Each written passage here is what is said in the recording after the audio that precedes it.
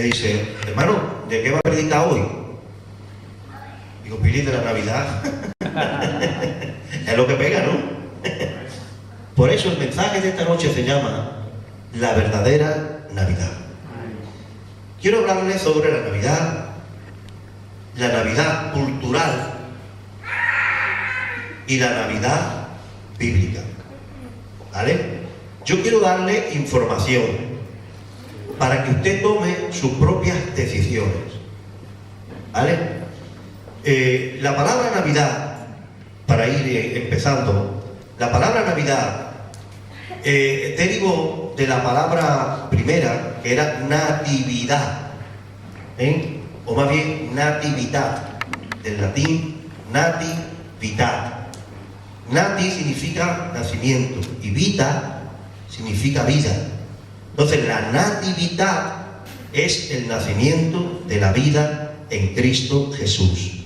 En principio la palabra era correcta, luego se fue derivando y se quedó en Navidad. Ahora, enseña la palabra que nosotros debemos de apartar un día al año para celebrar la natividad del Señor.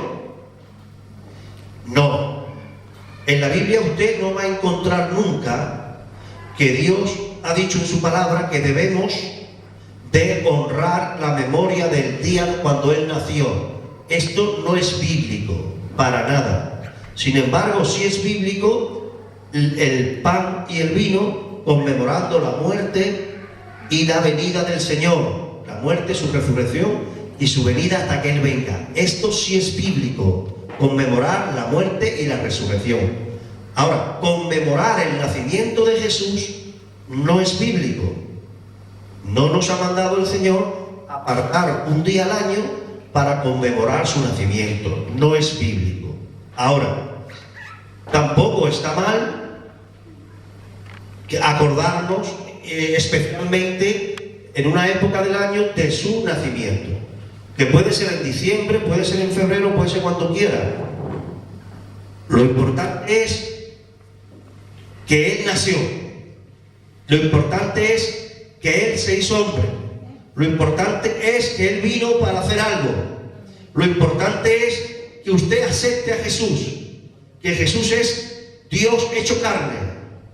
Isaías 9:6 dice que un niño nos es nacido, hijo nos es dado, el principado sobre su hombro. Jesús es Dios encarnado, y Dios encarnado para algo muy especial. Lo importante no es cuándo nació Jesús. Lo importante es qué hago yo en relación con Jesús. Eso es lo importante. Esa es la verdadera Navidad. Ahora, ¿de dónde viene el origen de la Navidad? ¿Por qué esta fiesta conmueve a todo el mundo occidental? ¿Por qué es tan espectacular? Usted, todo el mundo occidental, todo el primer mundo, entre comillas, en estas fechas, todo el mundo celebra eso, ¿vale? Quiero decirte, para los nuevos, los que ya llevan años en la iglesia lo saben, pero los nuevos no. Yo quiero decirte cómo se originó esta fiesta, porque no es una fiesta bíblica. La Biblia no enseña que el 24 de diciembre nació Jesús. Jesús no se sabe bien cuándo nació. Pero por los datos bíblicos que tenemos, atendiendo al documento bíblico, los evangelios de Mateo y de Lucas, entendemos que Jesús nació por allá por la primavera, nunca en invierno. Jesús nació más bien en primavera. Ahora, ¿qué pasó? Te voy a dar unos datos históricos, no para encauzarte y no para encasillarte, para que tú tomes una postura, porque el pueblo del Señor en este asunto de la natividad o de la Navidad está muy separado, muy dividido. Y usted va a ver en el pueblo evangélico toda clase de corrientes de pensamiento en cuanto a la Navidad. Los hay que se repelen cuando ven cualquier adorno navideño. No quieren saber nada de cualquier adorno navideño. Incluso es demoníaco, ¿vale? Esta corriente de este pensamiento existe en las iglesias evangélicas en todo el mundo. Existe otra corriente, muchísimas iglesias, que en Navidad adornan la iglesia con toda clase de adornos navideños, muchísimas. Y además se gastan un dinero, lo ponen muy bonito, ¿vale?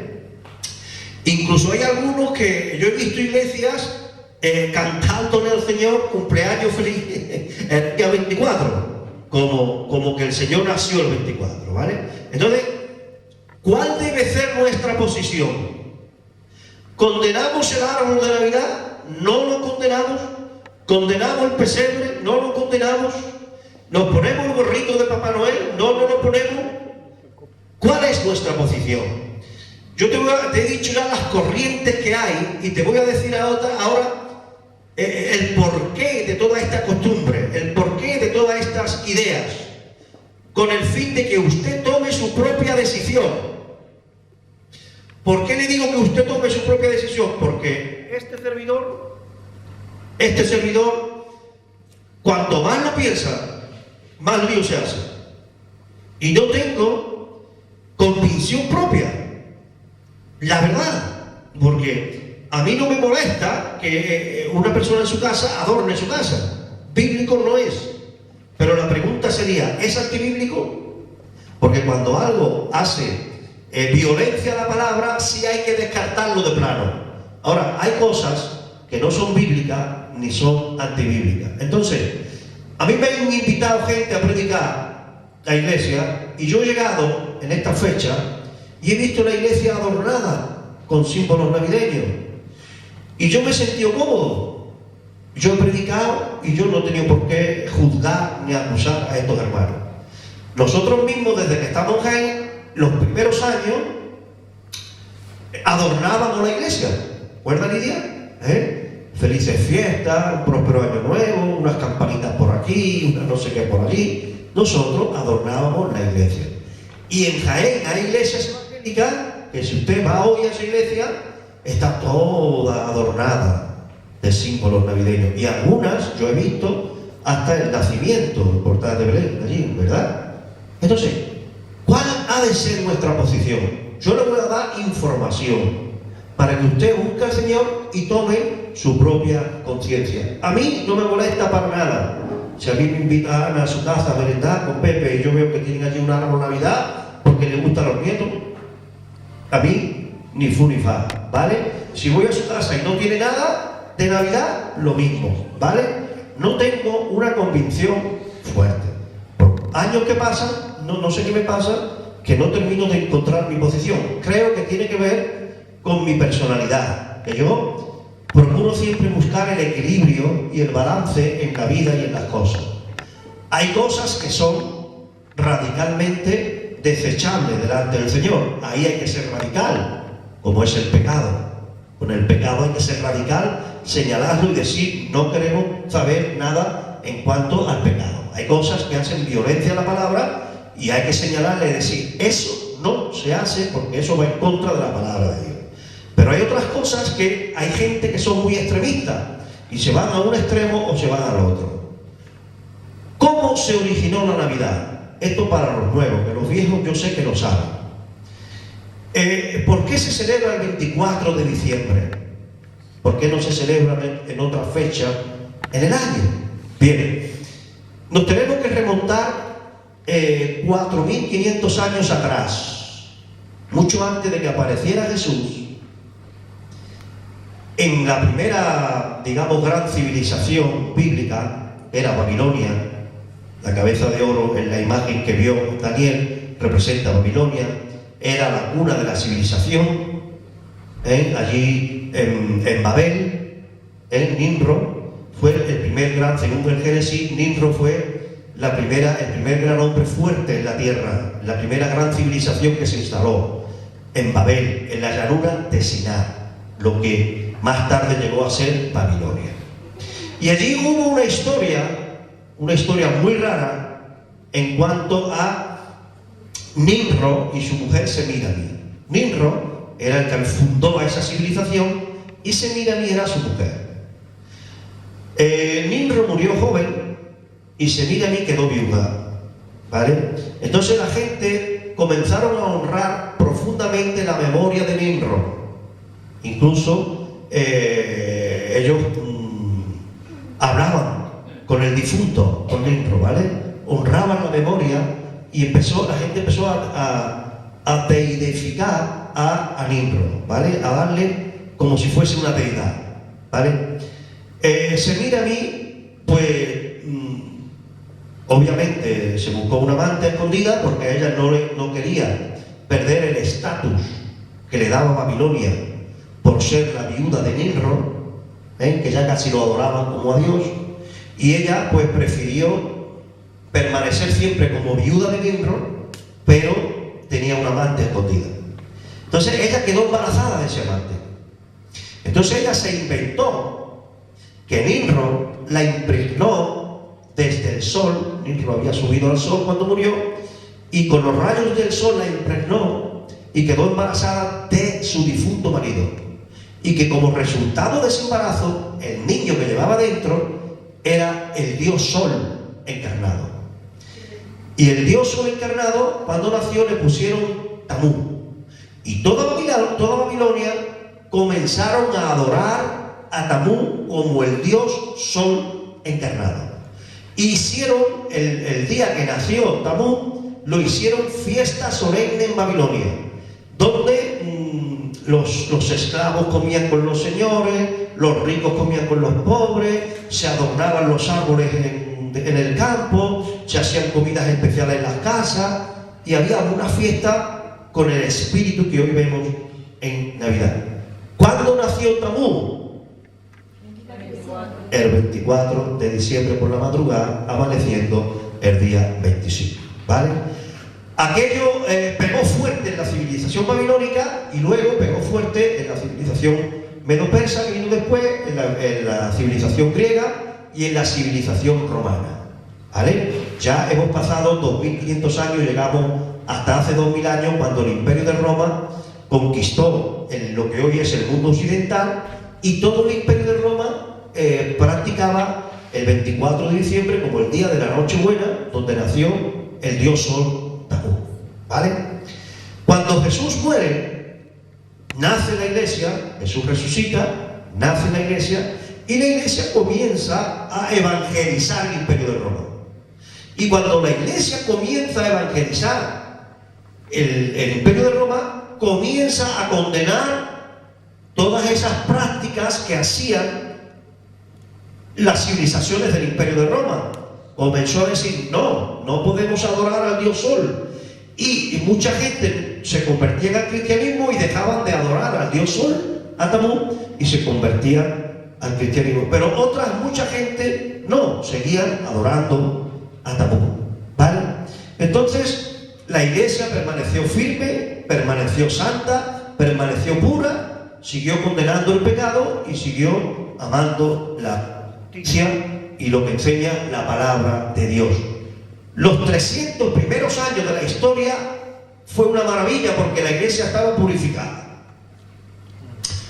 Pero en el siglo IV, año 313, un poco antes, unos años antes, se convierte al cristianismo la madre del emperador Constantino.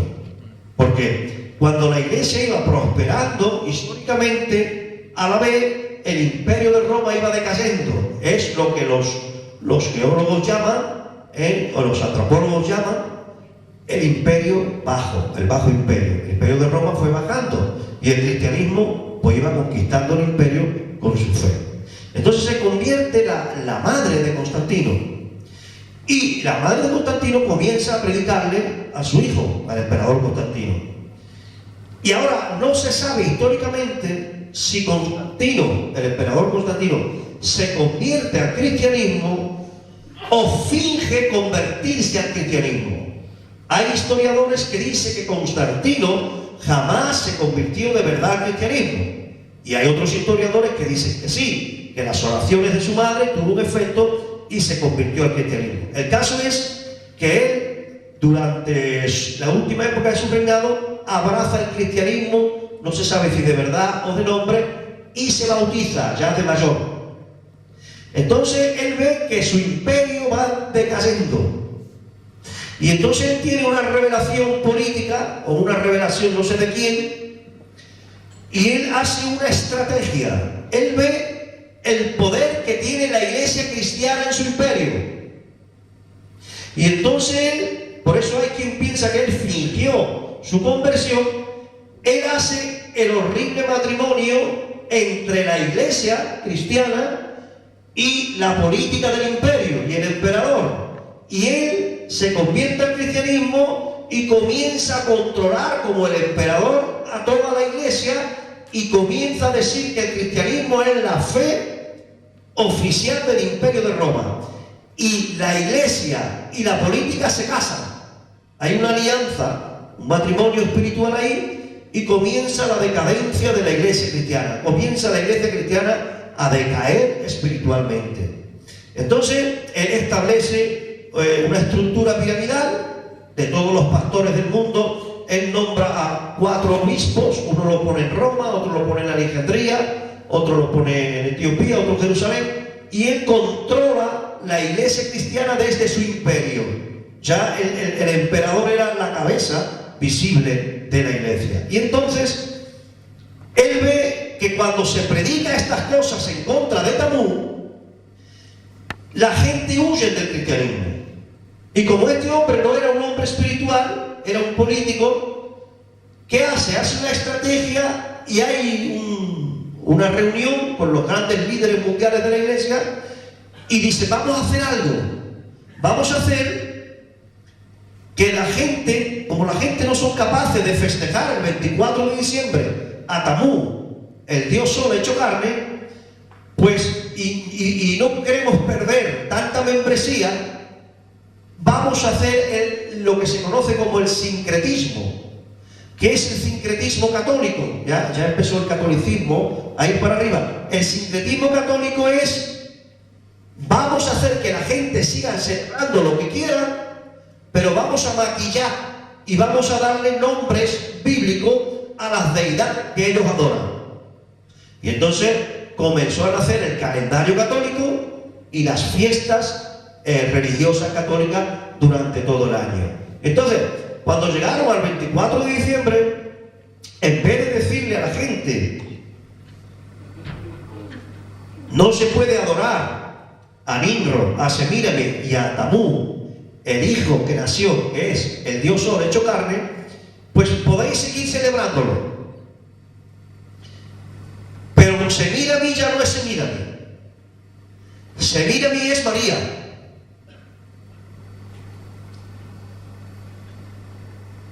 Y el niño que tiene no es Tamuz, sino Jesús. Entonces comenzaron a enseñarle a la gente que el 24 de diciembre nace Jesús.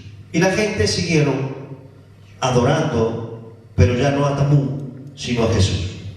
¿Habéis entendido la historia? Entonces, frente a todo este bagaje, ahora es donde la iglesia se divide, nuestra iglesia, la iglesia evangélica del mundo. Algunos argumentan y dicen: si yo sigo celebrando el 24 de diciembre el nacimiento de Jesús, que está construido sobre las ruinas espirituales de cuando nació Tamuz, en el espíritu yo estoy adorando a Tamuz. Por lo tanto, no quiero saber nada de la Nochebuena. Ese es el argumento que dicen los que no quieren celebrar la Navidad.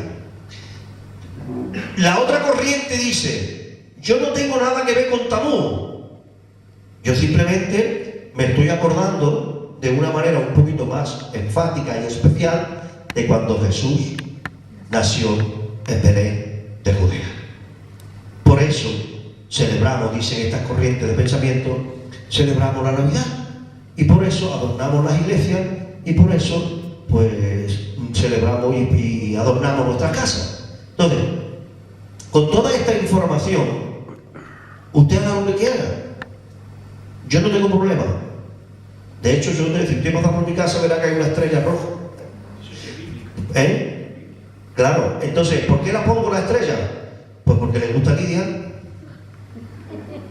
y porque le gusta a mis nietos cuando pasa, mira la estrella del abuelo. Y a lo mejor vienen los magos, no se pierden y me llaman, no, eso no. eso no. Pero en fin, quiero decirte con esto que su pastor no es radical en esto.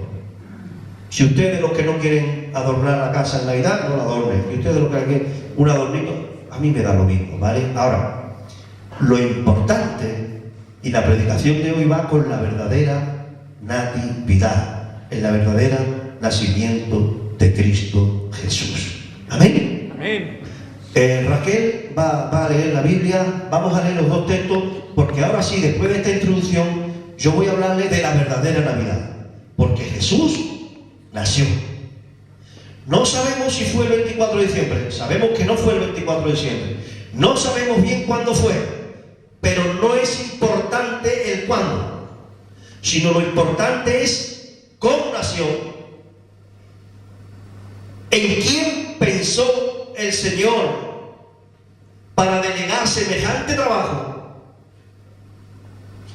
¿Para qué nació Jesús? ¿Por qué nació de la manera en que lo hizo? ¿Y por qué escogió a la gente que Él escogió para que se pudiera cumplir el nacimiento de Jesús? Tenemos dos textos. Uno está en Lucas 1, 26 al 38, aparece ahí, y a la vez Raquel nos lo va a leer. Adelante, Raquel. Usted puede leerlo ahí o lo puede leer en su Biblia. Lucas 1, 26 al 38. Al sexto mes, el ángel Gabriel fue enviado por Dios a una ciudad de Galilea llamada Nazaret, a una virgen desposada con un varón que se llamaba José, de la casa de David, y el nombre de la virgen era María. Y entrando el ángel en donde ella estaba, dijo: Salve, muy favorecida, el Señor es contigo, bendita tú entre las mujeres. Mas ella, cuando le vio, se turbó por sus palabras y pensaba qué salutación sería esta. Entonces el ángel le dijo: María, no temas, porque has hallado gracia delante de Dios. Y ahora concebirás en tu vientre y darás a luz un hijo, y llamarás su nombre Jesús. Este será grande y será llamado Hijo del Altísimo, y el Señor Dios le hará el trono de David su padre, y reinará sobre la casa de Jacob por siempre, y su reino no tendrá fin. Entonces María dijo al ángel: ¿Cómo será esto? Pues no conozco varón. Y respondiendo el ángel le dijo: El Espíritu Santo vendrá sobre ti, y el poder del Altísimo te cubrirá con su sombra, por lo cual también el santo ser que nacerá será llamado Hijo de Dios. Y he aquí tu parienta Elizabeth, ella también ha concebido hijo en su vejez, y este es el sexto mes para ella, la que llamaban estéril. Porque nada hay imposible para Dios. Entonces María dijo: He aquí la sierva del Señor, hágase conmigo conforme a tu palabra. Y el ángel se fue de su presencia. Amén. Y ahora nos vamos a Mateo 1, 18 al 25, Raquel, y lo lee. Mateo 1, 18 al 25. Dios tuvo que bregar con María y tuvo que bregar con José. El nacimiento de Jesucristo fue así. Estando desposada María con su madre José, antes que se juntase, se halló que había concebido del Espíritu Santo. José, su marido, como era justo y no quería infamarla, quiso dejarla secretamente. Y pensando él en esto, he aquí un ángel del Señor le apareció en sueño y le dijo: José, hijo de David, no temas recibir a María tu mujer, porque lo que en ella ha engendrado del Espíritu Santo es. Y dará a luz un hijo, y llamará su nombre Jesús, porque a él salvará a su pueblo de su pecado. Todo esto aconteció para que cumpliese lo dicho por el Señor por medio del profeta, cuando dijo: He aquí, una virgen concebirá y dará a luz un hijo, y llamará su nombre Emmanuel, que traducido es Dios con nosotros. Y despertándose José del sueño, hizo como el ángel del Señor le había mandado, y recibió a su mujer, pero no la conoció hasta que dio a luz a su hijo primogénito y le puso por nombre Jesús. Amén.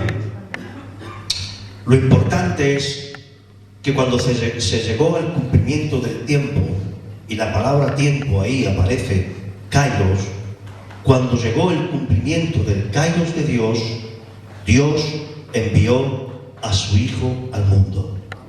Dios se encarnó y habitó entre nosotros como un verdadero hombre, tan hombre como tú y como yo, como un verdadero ser humano.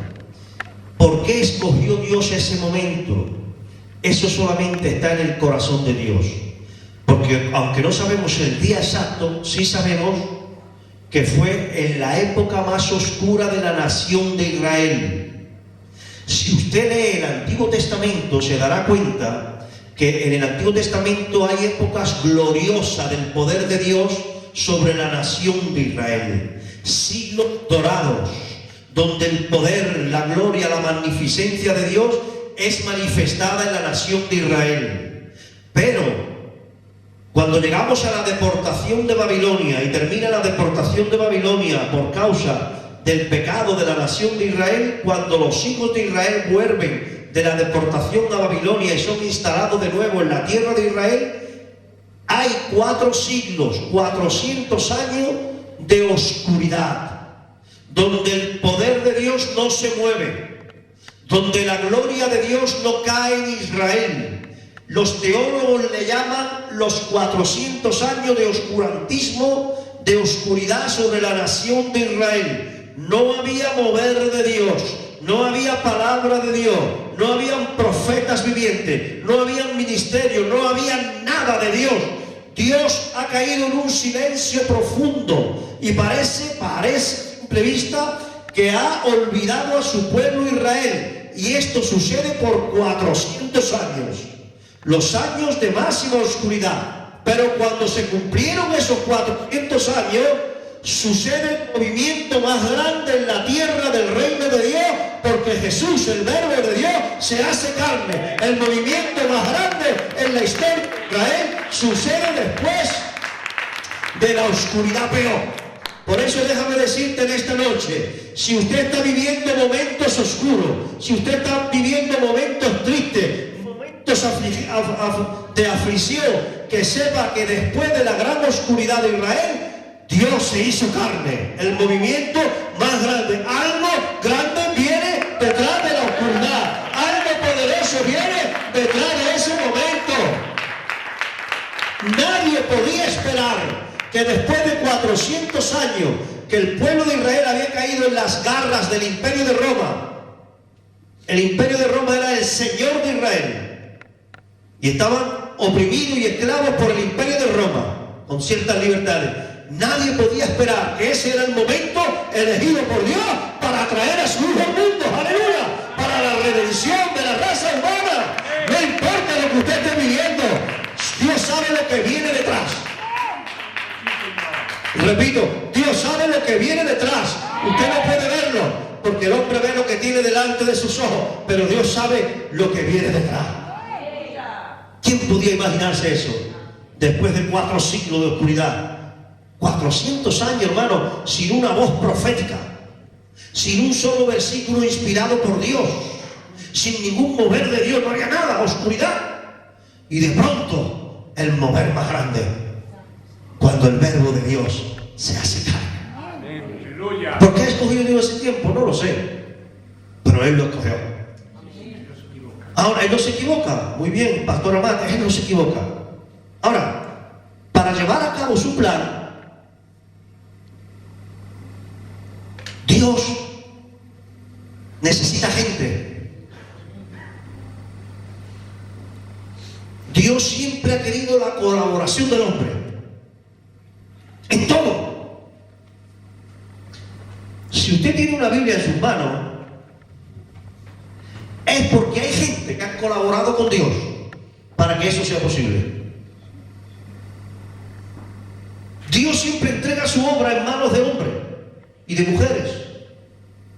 Si usted ha conocido al Señor, es porque alguien le habló, es porque alguien le predicó, es porque alguien lo cuidó, es porque alguien lo discipuló, es porque alguien lo enseñó, es porque alguien fue usado por Dios. Dios necesita gente para llevar a cabo su obra. Y para traer a su Hijo al mundo, Para que el verbo de Dios se hiciese carne, Dios necesitaba también gente. ¿Y qué necesitaba Dios? Una mujer y un hombre. Se calcula, según dicen los entendidos, que hace 2000 años había 200 o 300 millones de personas en el mundo. No como ahora, que hay 7.000 millones. 200 o 300 millones. Pero ya eran gente. 200 o 300 millones. En 200 o 300 millones de personas, ¿cuántas parejas habrían? 100 millones también. Dios podía haber escogido cualquier pareja, pero sus ojos se detienen en una mujer llamada María, del hebreo María, y en un hombre llamado José.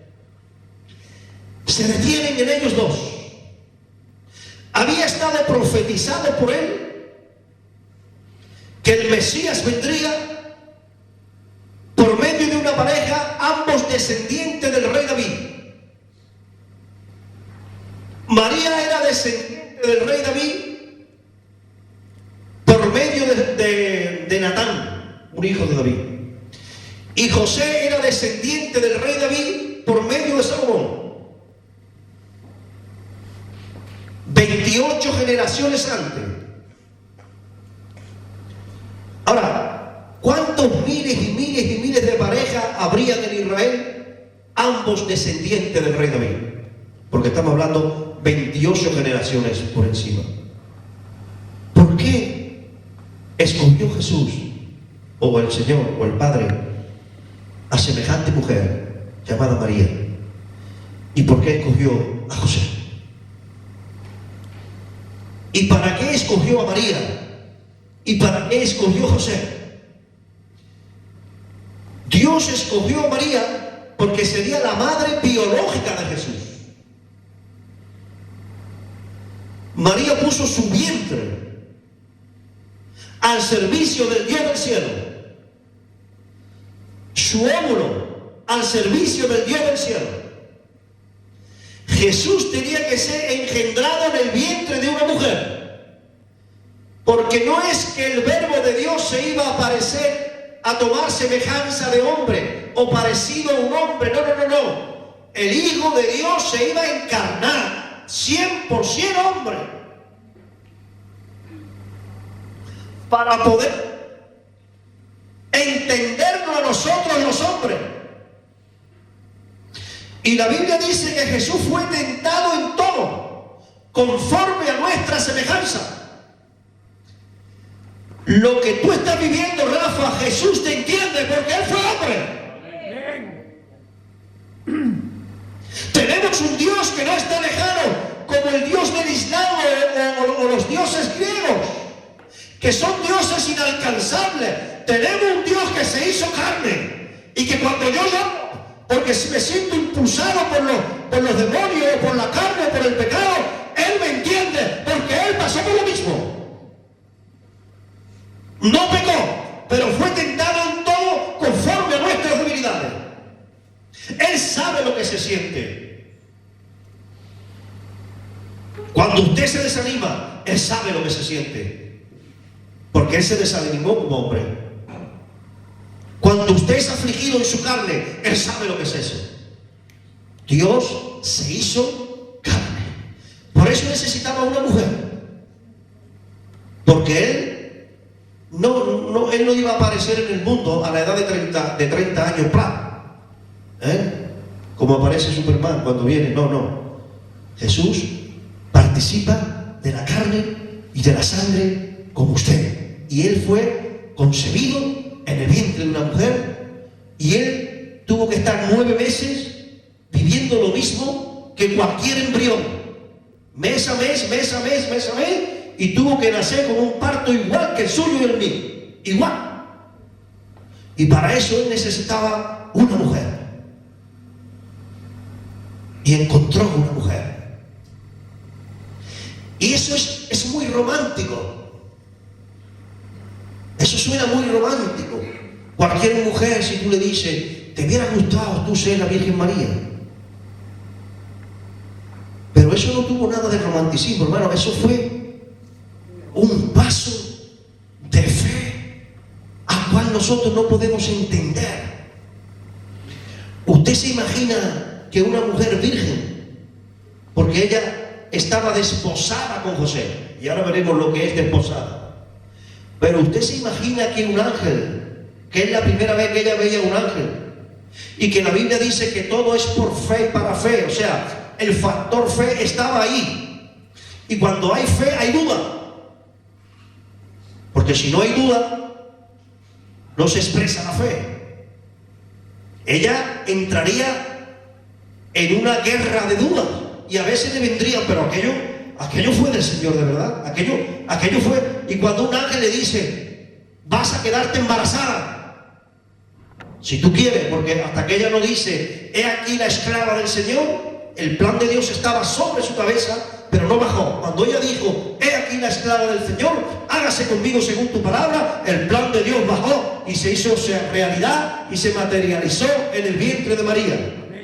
Así son las cosas que Dios tiene preparadas para ti. Así son las cosas que Dios tiene preparadas para la iglesia. Está por encima de la cabeza de la iglesia, pero hasta que nosotros no decimos, aquí estamos dispuestos, vamos a pagar el precio, vamos a hacer lo que tú nos digas, hasta que no hacemos eso, la obra no se materializa. Y cuando ella dijo, aquí estoy yo, pero ¿usted sabe lo que le costó a esa mujer decir eso? ¿Usted sabe lo que se enfrentaba a esa mujer? Esa mujer, porque esto también lo he pensado yo, ¿por qué escogiste una pareja desposada? ¿Por qué no escogiste una pareja casada? ¿O por qué no escogiste una mujer soltera, sin que estuviese desposada? Pues no, desposado. El desposorio, no hay ningún símil en nuestra cultura. Hay algún símil que se le parece un poco, pero el desposorio como tal desapareció de todas las culturas. Porque el desposorio es cuando los familiares de una mujer y los familiares de un hombre consentían en darle su mujer al matrimonio y en darle ese hombre a matrimonio a esa mujer. Entonces se reunían ambas partes y celebraban el matrimonio civil. No que se pedían o se comprometían, no, era más fuerte. Firmaban el contrato matrimonial.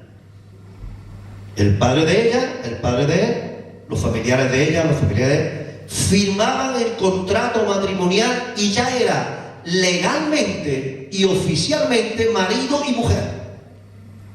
Y eso se llamaba desposorio.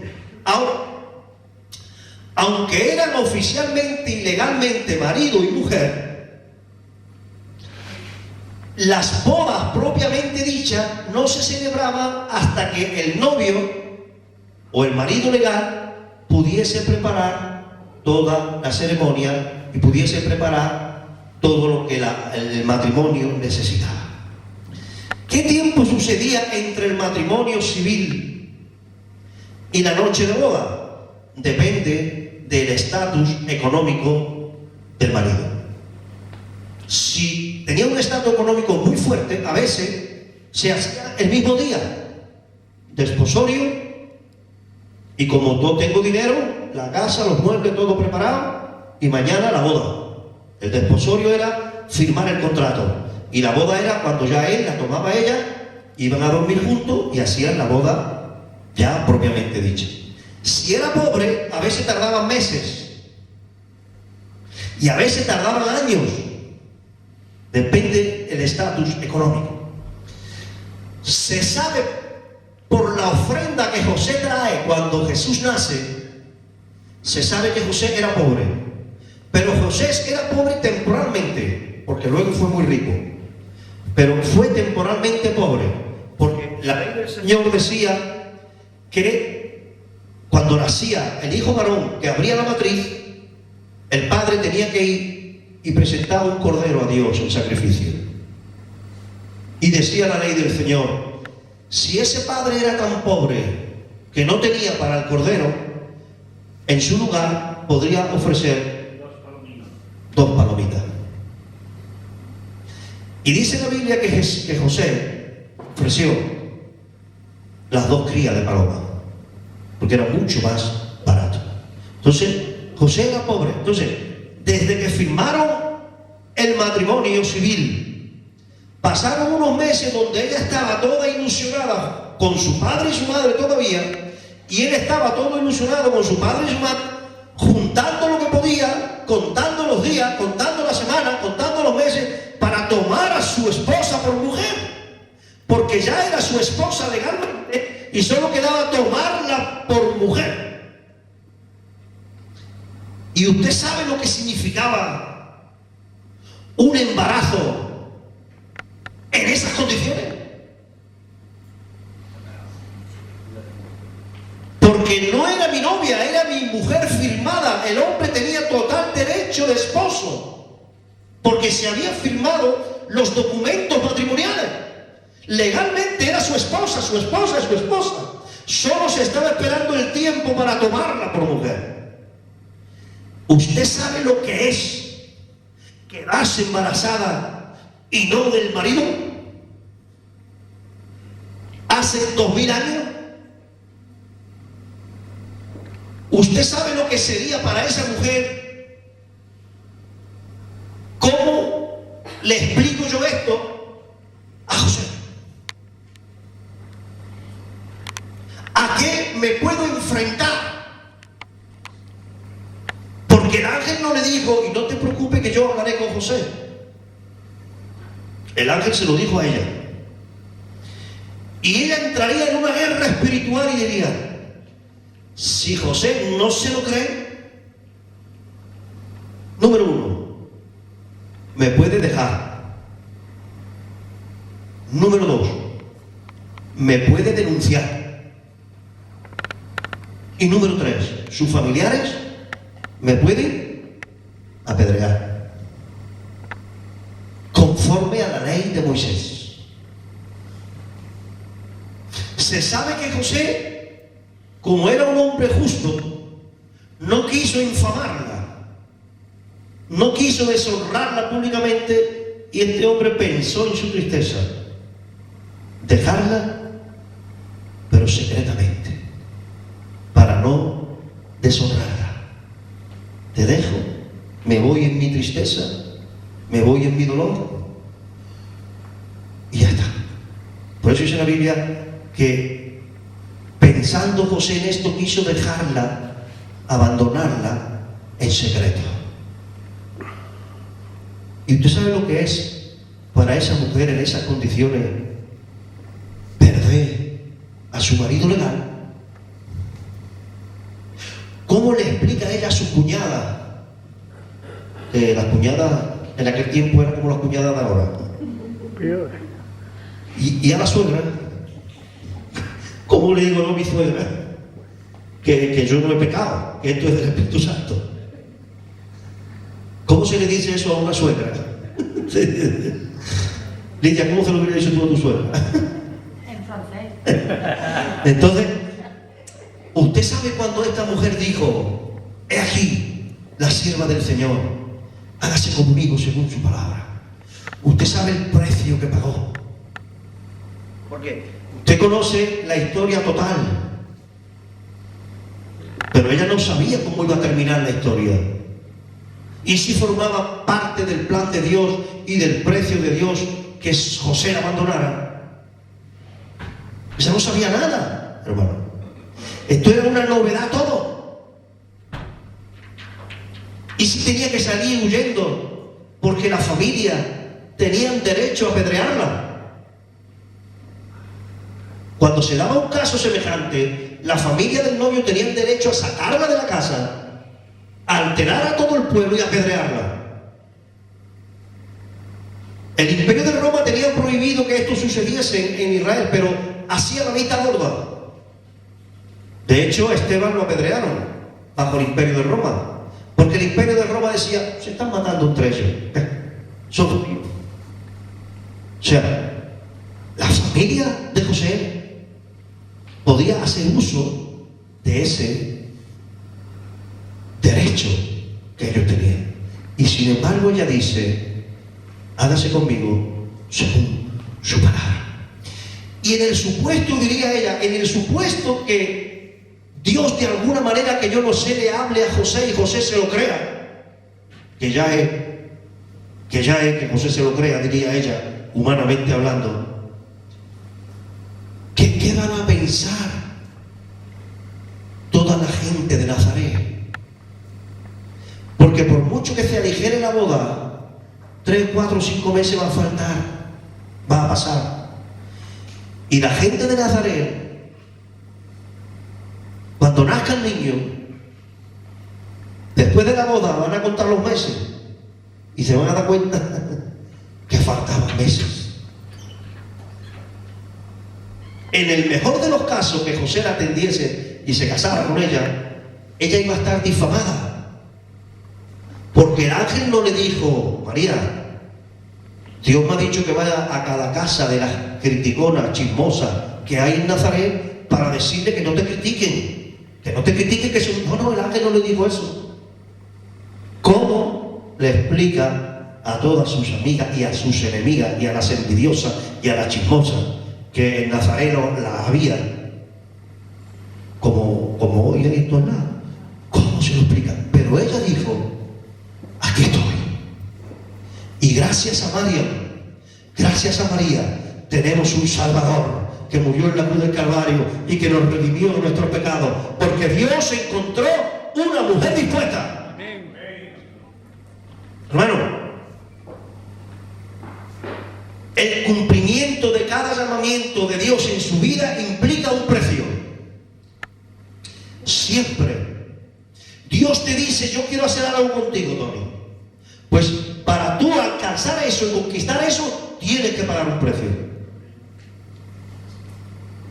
Dios quiere algo contigo, Nico, tienes que pagar un precio. Siempre el llamamiento conlleva un precio. Y el precio de María es el que te estoy diciendo. Ahora, número 2, el Señor, para encarnarse, necesitaba no solo a una mujer, sino a un hombre. Y Dios había decidido que la genética sería absorbida de María, pero que José no tendría nada que ver. Este hombre tenía que hacerse cargo de un hijo que no era su hijo. Dios necesitaba un hombre responsable que cuidara a esa mujer, que cuidara a ese bebé, que le diera protección paternal y que lo adoptara como hijo suyo. Y él, me imagino, que entró en una guerra espiritual parecida a la de María. Porque Dios tuvo que hablarle en sueño. Y cuando Dios le habla en sueño, él acepta eso. Pero aunque ya Dios le habla en sueño y él sabe que lo que hay en María es del Espíritu Santo, ahora él tiene que pagar un precio. ¿Cómo le explica José eso a sus amigos? Usted sabe los rumores que habrían a espalda de José, porque cuando José la toma por mujer, pero no duerme con ella hasta que no dio a luz a su hijo primogénito, pasaron unos meses. Y cuando nace el niño, José la había tomado. No habían pasado 9 meses, evidentemente. ¿Usted sabe a la espalda de José las cosas que se dijeron en Nazaret? Y cuando se complica la cosa y César Augusto ordena un censo y este hombre tiene que coger a esa mujer con ese hijo que no era suyo, que lo tenía en su seno, y cruzar toda la tierra de Israel para censarse en Belén de Judá, Dios necesitaba un hombre responsable, un hombre fiel, un hombre en su sitio. un hombre, un padre de verdad. Dios siempre necesita un hombre y una mujer, un hombre o una mujer. Dios necesita gente para llevar a cabo su plan. Yo me imagino, hermano, y con esto voy a terminar porque quiero hacerlo en dos partes. Yo me imagino que José y María ya los primeros problemas lo han solucionado y ellos montan en Nazaret, de lo poco que tienen, lo mejor. La tierra de Israel se dividía en 4 provincias, 3 al oriente y 2 al occidente, o al revés, 3 al occidente y 2 al oriente. Y de la parte occidental habían, de la parte occidental habían 3 provincias: Judea, Samaria y Galilea. El hogar de ellos estaban en Galilea, en Nazaret, y ellos allí prepararon lo mejor dentro de sus posibilidades. Y cuando María está de 8 meses y medio aproximadamente, viene un edicto, nada más y nada menos que de César Augusto, el segundo emperador del Imperio de Roma. ¿Por qué? Porque en el hogar al norte, en Nazaret, ellos tenían preparado todo, lo mejor, para que naciese Jesús dentro de sus posibilidades. Pero Dios tenía otros planes. Y Jesús había de nacer no en el norte, sino en el sur. No en el calor del hogar, no al amparo de las cuñadas, de las hermanas o de la suegra, donde iban a cobijarla, iban a estar con ella, iban a estar con él, los familiares se iban a volcar. No, Dios tenía otros planes. Amén. La segunda parte de este mensaje lo vamos a dar el domingo que viene. ¿Qué sucedió en ese viaje? ¿Qué sucedió cuando llegaron? ¿Por qué fueron invitados los que fueron invitados? Porque esta es la verdadera Navidad, la que nosotros debemos celebrar en diciembre, en enero, en febrero, en marzo, en junio, cuando queramos. Podemos recordar el nacimiento de Jesús y honrarlo como nuestro Señor y como nuestro Redentor. Amén. Denle un aplauso al Señor por la verdadera Navidad, la verdadera. Que Dios os siga bendiciendo.